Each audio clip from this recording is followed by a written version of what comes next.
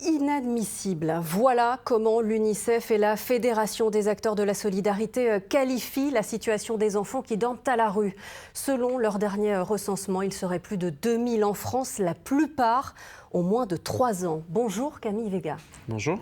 Vous êtes le directeur du Secours populaire dans le Bas-Rhin. Le Bas-Rhin, 4e département français le plus touché. Regardez cette infographie. 191 parents et enfants comptabilisés en août 2024, plus 64% en 4 ans.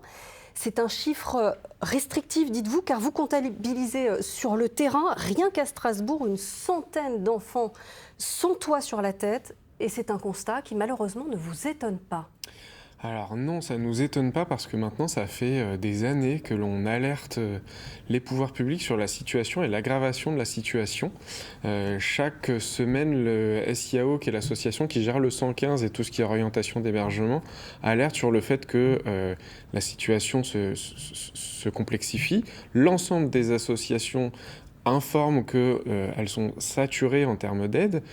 Encore la semaine dernière, les maraudes ont recensé une quarantaine d'enfants à la rue, plus ceux qui sont sur les campements, notamment à Crimery et à Montagne Verte, plus tous ceux qui sont cachés. Et malgré cela, ça continue. Alors, avant de poursuivre, on va écouter des témoignages, ceux d'enfants du campement du parc des Crimeries qui a déjà plusieurs fois été évacué. Témoignages recueillis par Angélique Etienne et Cathy Hubert. Comme tous les matins, cette mère de famille vient de finir la vaisselle du petit déjeuner. Un repas qu'elle a pris dans la rue avec sa fille de 10 ans. Originaire d'Afghanistan, elle dorme dans ce campement de fortune dans le quartier de la Méno.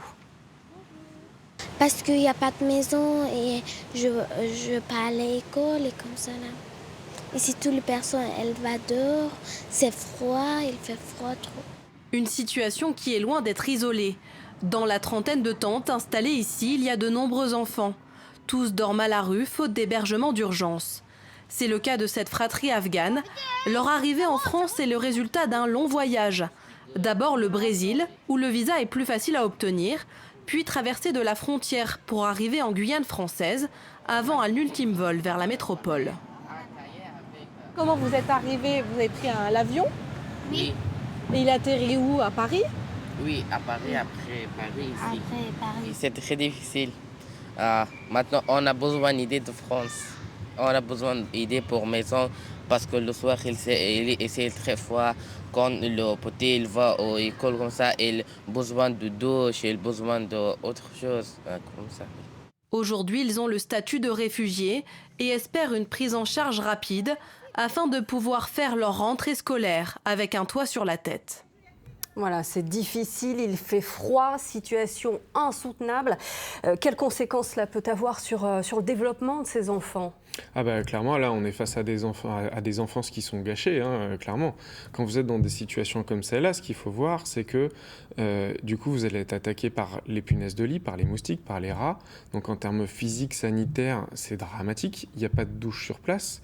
L'accès à l'eau, il y a 2 points d'eau pour ces 30 tentes-là, 4 toilettes qui ont été mises en place par les services de la ville.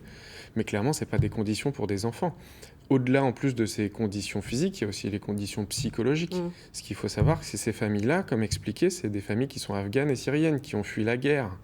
Donc, elles fuient la guerre pour essayer de trouver refuge chez nous. Certains disent que c'est l'honneur de la France que de les accueillir. Je pense qu'ils ne sont pas très honorés, là, en ce moment. Et clairement, c'est des traumatismes dans leur évolution. Qui vont perdurer. Alors, évidemment, on le sait, l'hébergement d'urgence est saturé. Il n'est pas extensible non plus. L'UNICEF évoque des orientations politiques durcies concernant l'accueil et le logement. Est-ce que vous partagez ces constats ? Mais clairement, oui. En fait, si vous voulez, la difficulté qu'on a par rapport à ça, c'est que c'est une difficulté systémique, dans le sens où, en fait, il y a une crise du logement de façon globale, donc ce qui fait que les personnes qui devraient sortir de l'hébergement d'urgence ne sortent plus. Et donc, du coup, ne font plus de place pour les personnes qui devraient l'intégrer. Et sauf qu'en fait, plutôt que de se dire, on va se mettre les moyens pour faire en sorte que ce problème systémique soit réglé, eh bien, on rend l'accessibilité plus difficile.